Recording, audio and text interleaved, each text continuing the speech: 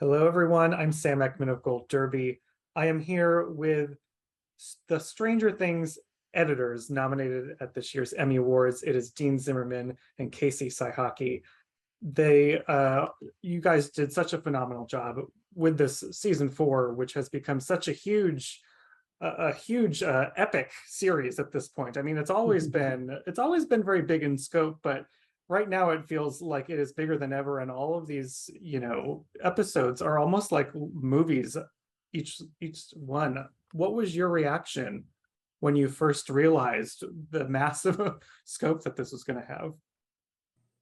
Well, I think the first thing was, it's just how like the scripts came in, much, considerably 30% larger than last season. So we knew we were kind of going to be pushing the time limit. Not even there's time limits, but just pushing the time constraint. So these were definitely going to be longer episodes. But yeah, the mini movies for sure are something that we I think we anticipated, but didn't realize how big it was going to be. Especially the finale. Like that was far and away, 2 hours and 20 minutes was definitely something I was not prepared for. Even though I knew the script was long, I wasn't prepared for that. But you just we couldn't not put in everything that we did because it all needed to be there. And does that change the sort of dynamic of your work when you have so much material to work with? How does that change things behind the scenes? I think for us it just means much longer hours. I mean, it changes things in the sense of it doesn't change how we approach the season, right? So, me and Casey always kind of went in with, as we always do, we don't look at it as a singular, we look at it as a whole, right? So, season 4 is not 9 episodes to us, it's just one big, gigantic 12 and a half hour movie that we need to make sure works from beginning to end. And that the story arcs are happening appropriately within that time. And if we can do that, then we've done our job, and I think we have. Um, Again, with 12 and a half hours, you can sometimes get lost and lose your way. But that's where I think the episodic helps because you're able to kind of watch them and then go, all right, as we've seen all the other episodes, do we need to go back and tweak some things here and there in the prior episodes? And that's what the beautiful thing about Netflix and how they operate is we're able to do that, because we can still keep moving forward as well as being able to go backwards as well if we need to. And I think one thing that was a little bit different about this season is in the seasons past, it was a lot more cross-bordered, and that we were receiving, dailies for 1 and 2 for, a month or 2 months, and then we'd go to 3 and 4. And this one was just, you'd be getting dailies for 1 at the same time you'd be getting dailies for 7. And they were shooting a little bit all over the place, just depending on location. So you might be cutting things for 4 episodes downstream where you don't necessarily have the pieces in the middle, and you're just kind of cutting it as a standalone a little bit and then seeing as it comes together, where it kind of ends up. I mean, Sam, we also had multiple directors on every single episode, pretty much. I mean, at this point, it was, we had like 3 to 4 different directors on second unit, including, Kira and Michael Marr and Ben Smirnoff, and no, that's not his name, but that's what I call him. I don't know why. It just sounds like it for some reason. I think it's just because I needed to drink on this episode, on this season, I should say. But with the Duffer Brothers and Sean Levy, there was just so much. There was such an influx of material coming in, and like Casey said, through all the episodes, and especially for me, having to take on all 8 of the 9, that was definitely something I wasn't prepared for initially, but you just had to adapt really quick, and it was torture and long hours, and we barely made it with these crazy, ridiculous timelines, and COVID having come into the mix so much with our production, production pushed 8 weeks into our post, but we didn't get that time back at the back end. So essentially our post shrunk by 8 weeks. So it was a lot of work that the Duffers and I and Casey had to get through, and Kat, who did episode 8 as well, and helped me on some other episodes. Without our team, there's just no way it would have happened. And with any other team that hadn't been on every season prior to, that was really kind of the glue that made this thing stay together. Well, the work paid off because you have an Emmy nomination this time for Dear Billy. And Dean, you've been here with the Emmy race before, but Casey, this is your first time. So what does it feel like being on the ballot for the first time?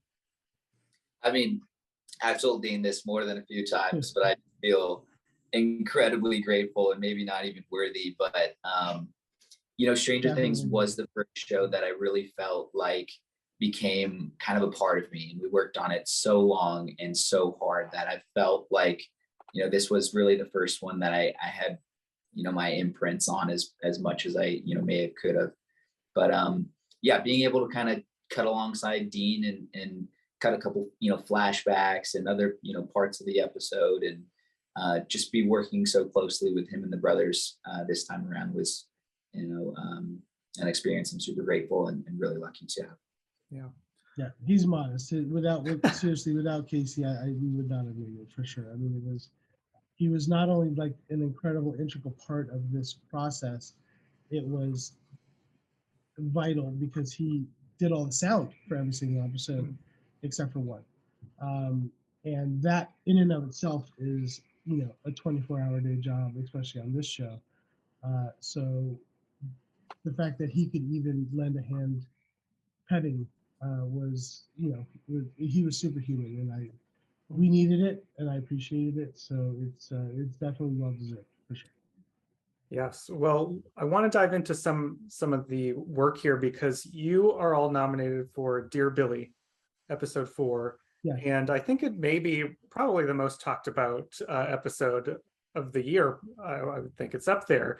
And it's mostly, I think, people really resonate with that final sequence. There is such a phenomenal, incredible build of tension between there's the kids in the graveyard, there's the girls at the asylum, and then into Max facing down Vecna in his mind layer. Yes. I don't think I breathed until the credits rolled throughout that entire process. So just describe the process of what was it like trying to figure out the tempo of that, having to cut. Was it a very intricate process? Well, so the unique thing with episode 4 is it was Sean Levy's episode. Sean Levy directed episode 3 and 4, and I pretty much cut everything Sean's done since Night Museum 1. So the shorthand between me and him is we're basically just one hive mind, as well as the Duffers. Like we've talked about that. It's weird, I've kind of figured out a way to kind of penetrate their brains and kind of know what they want, and when they shoot stuff, it kind of speaks to me, and it tells me where they want to go with certain things. So with Sean's episodes, they're slam dunks as far as like, I know what he wants, I know how he wants it done, and so then we do it. But I also know where the Duffers are going to want to ultimately go. The beautiful thing is there's very little difference between the two in the sense of pacing, comedy, emotion. I think is probably where I think the biggest difference may lie, and it's not even really a difference, it's more of a taste thing. Sean seems to lean a little more into the motion, where the Duffers kind of keep it, if you have like 4 takes and one take is 100%, you're just bawling, and the others, the 0% is they kind of like staying right in the middle, where Sean will just like, peg to 100, which is me as well. Like we both wear our heart on our sleeves, so it's kind of, if we're not screaming mad, we're crying. It happens. It's just like, that's just kind of where we are. So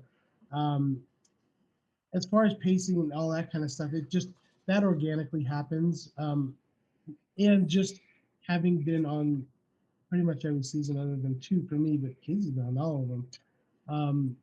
There is a rhythm, and there's a speed at which the Duffers like to move. ironically, this season we actually slowed down a little bit. Normally we're like cutting at a breakneck pace where it's just boom, boom, boom, and we just keep hitting you. But this season we were allowed to kind of pump the brakes a little bit and let things breathe and let characters have these moments. There's so many throughout. There's Hopper's monologue. There's you know the Dear Billy letter. There's all those kind of things that we're just letting them breathe and just let the performances flow through the characters. And I think that's one of the unique things this season was in doing that. I think we connected the audience even more to these characters, invested them even more, which is just the tee up to the finale. Season 5. Yeah. Well, Casey, maybe you can talk a little bit more about that emotional quality, because I've probably watched this episode, I think 5 or 6 times at this point, and I cannot get through that ending without crying. Yeah. And it's a lot of people, when they think of editing, it maybe is more obvious to people in an action sequence or a horror sequence, but the emotion is really something that is also so vital to that end sequence there in Dear Billy. What was it for you about that sequence that sort of unlocked the emotional aspect of it? That sequence, there's a couple throughout the season, but that sequence is one of them that I feel like, Dean right off the bat seemed to kind of nail it in terms of what Sean was looking for that sequence to be and become. And one of the things that I think unlocked partly being able to be even deeper into the emotional side of really feeling for Max was that running up the hill song with kind of that underlay that was done to it to kind of bring out that that sense of, okay, here is her connection to the guys in the graveyard, and that is going to be what ultimately kind of gets her that extra little bit of strength to get out. So I think it as much has to do with the way that the flashbacks were done in that sequence, to kind of give us that link and give us some insight into the emotions and the things that Max is going through, and get into her brain a little bit. And maybe that resonates especially well with an audience member who feels for her and can understand what is going to be her strength to get her through a difficult time, or a deadly time if not. All right. Very well, Dean, I know you had a similar musical experience. You keep going back to these musical moments, because this is a complete 180, I think, from Neverending Story in terms of the tone here. So sure. What was this time like? Did Kate Bush feel like a guide to you, or what is it harder to sort of build with a song? Well, so that's the interesting thing, and Casey touched on it a little bit, which was when Casey put all the flashbacks together, and we started building this this run, if you will, this kind of climactic running for her life. The Kate Bush song was always going to be there. That was set from the start. But what wasn't set from the start was, like Casey said, we had this orchestral overlay really underneath the song that built to our classic Stranger Things rise to the crash out, right? So that was done initially by Dan DePrima, who was our prior music editor that Sean and his good friends of me and Sean. And he just did it really as a favor, just to kind of give us a little, kind of an idea of what it could be to present to the Duffers. They had no idea we were doing it. They had no idea Sean was doing it. It was a complete surprise. And we did not tell them until we showed them the initial cut. And it just needed, like, the song is fantastic and it does exactly what it's supposed to do. It just needed that, kind of hero, orchestral support underneath it to just rise it to the level that it needed to really get to. And then, obviously, when everything was done, we had Rob Simonson do the actual orchestral suite underneath it. And, Kate loved it, obviously, and let us do it.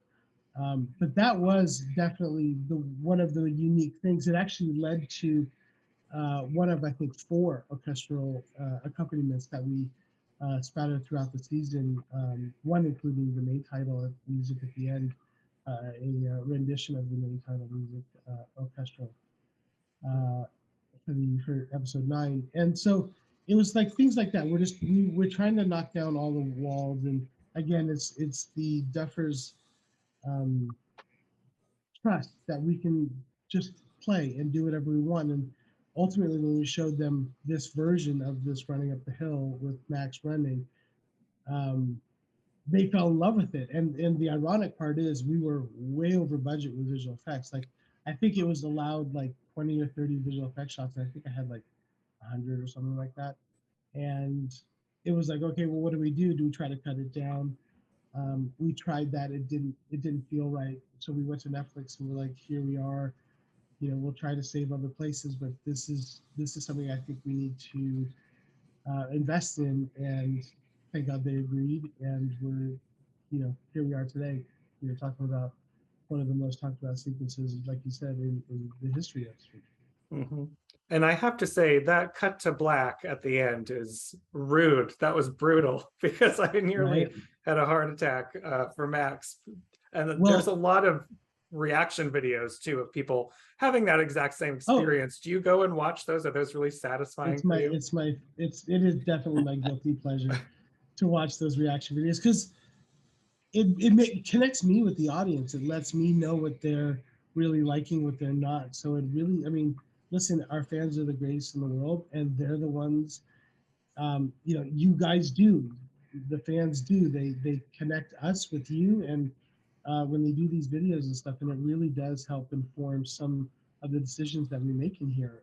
It doesn't go lost on us for sure. So keep them coming. We love them. Well, before we wrap up, I'm curious to know your thoughts, because now we just have one season left of this story, and you both have worked on this for so long now and put in so many years into this story.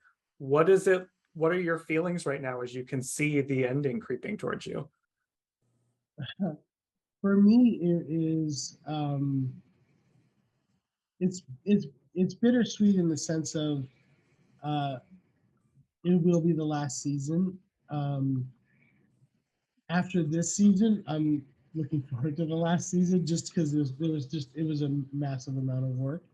But I will say, I won't ever not be with the boys. I will do whatever they need to do at any time.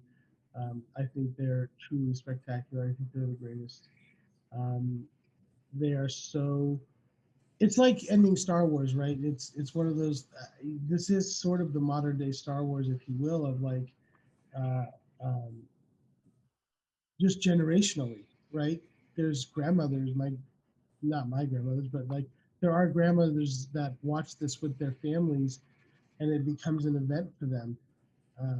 I get lots of Instagram messages like, "Oh, this, you don't know what this has done for our family. This is, connected us as far as that together." All those kind of things. So the Duffers will ultimately do something else, and it'll be fantastic as well. So we can look forward to that. But I think the 5th season is the right amount for this show. I think it'll live on forever, and I was just honored to be a part of it, to be honest. Casey, do you agree? Bittersweet? Yeah, totally. I think that pretty much hits the nail on the head. And especially for me, this is a show that even just me in a professional and career sense, I kind of grew up with. So I started, season 1 as a PA post coordinator, and kind of, slowly but surely tried to prove myself and climb that ladder. And we've gotten to a point where, as I said earlier, I've never felt so connected and so a part of, the making of a show. And as Dean also mentioned, being able to see the light at the end of the tunnel, the end, the everything coming together. It's really exciting, but it's also exciting to think about, life after the series, and, seeing what else the Duffer Brothers come up with, and kind of, where things go from there. Well, we all can't wait. We're eagerly anticipating what will come next. But until then, congratulations very well-deserved Emmy nomination for season 4. Really So appreciate it. Thank you, Sam, so much. Thanks, thank Sam. you. Thank Good you. talking.